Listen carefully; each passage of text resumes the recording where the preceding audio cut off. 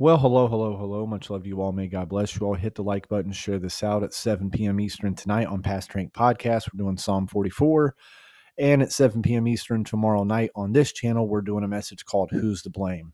So, floods in Pakistan have actually killed 972 people, nearly 1,000, and it's leaving 6.3 million affected and 2.9 displaced.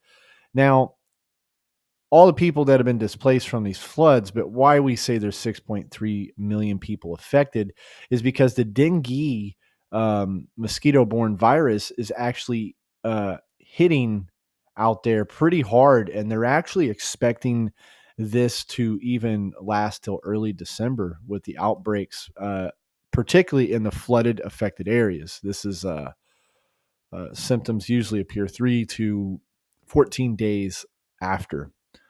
Um, it says 100 to 400 million infections of this occur globally each year, putting half of the world's population at risk. So keep them in your prayers, guys. This is one of the worst floods ever. If you look at this really looks like something like what happened in Helene. So, like where I'm at, for instance, we're not getting any rain. And speaking of that, I live out here in this region. If you live out here in these regions, be careful. The air quality in these regions are really bad right now. Um, Not so bad in the West, but really bad here in the Midwest. Really bad air quality. Yesterday was pretty hard to breathe, not going to lie. Of course, if you're on the other side of the world, we see really bad air quality in some of these places. These are very unhealthy. But definitely, if you're in any of these places, guys, be careful being outside because it's going to be hard to breathe. So at least 18 are dead and 16 missing after cloudburst and landslides in northern India.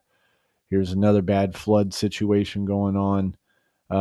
15 fatalities, 16 missing in this region since the 17th.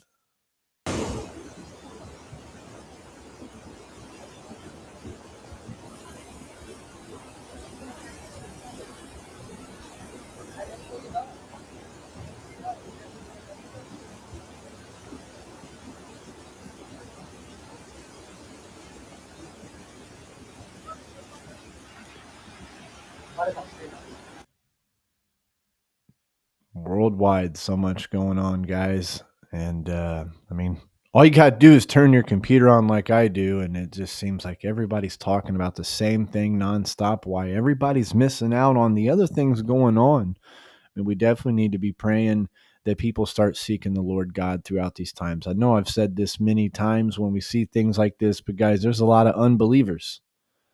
And to die without Jesus Christ, there's only one place you go.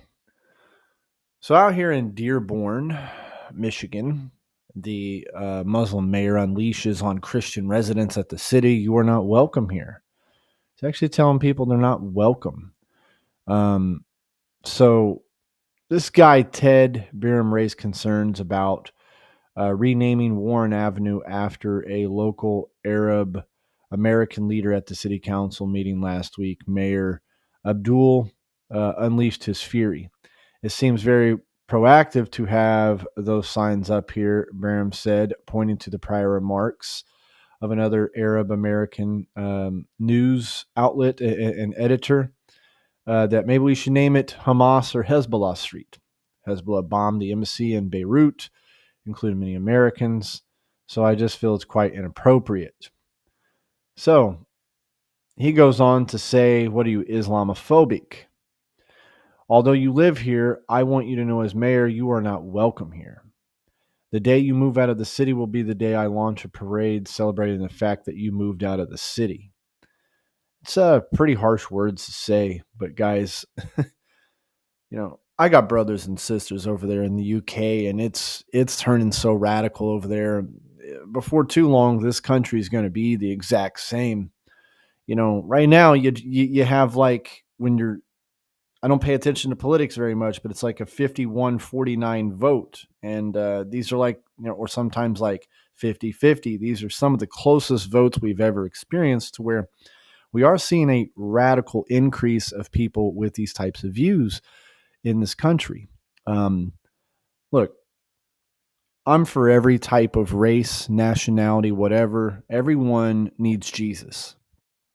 And, you know, pray that people have a encounter with Jesus Christ because it's needed. It's needed between floods, between the political talks that are happening all over the place, between violence increasing, school shootings increasing, between all these things happening. What does the Bible tell us? Matthew 24 says nation against nation. That is ethnos, which is the English word ethnicity. We see earthquakes in diverse places. We see pestilences increasing. We see people falling away from the faith, turning aside to fables. Look, there's only one name that saves, Jesus Christ. Don't fall into these political propagandas. Don't fall into uh, all these different type of terms we're putting with the word Christian. We're just to follow Jesus Christ, guys. That's all we're to do. Give an account why we believe, not sit here and get wrapped up in all the stuff. I mean, if I was to just go to the front page here, I mean, it's just right here talking about it. Where else can we scroll down? Talking about politics, you know, talking about more scandals right here, more politics of what recently happened. I mean, this is constant, guys. This is constant. All you got to do, or you can just go over here. I mean, all I'm seeing is stuff about this guy. Kind of why I'm not really reporting on anything. What's the use? Look, people are dying in floods, dengue fever. Things like this are being said, but everybody's focused on one thing. When the enemy says, look right, you look right, left, up, down, all over the place, right? We got to pay attention to what's going on, guys. Signs of the times are here. May God bless you all. And much love. We fight from victory, not from defeat. That's thanks to King Jesus. Lord willing, I'll see you guys tonight at 7 p.m. Eastern over on Past Strength Podcast. Please join us for Bible study. Much love.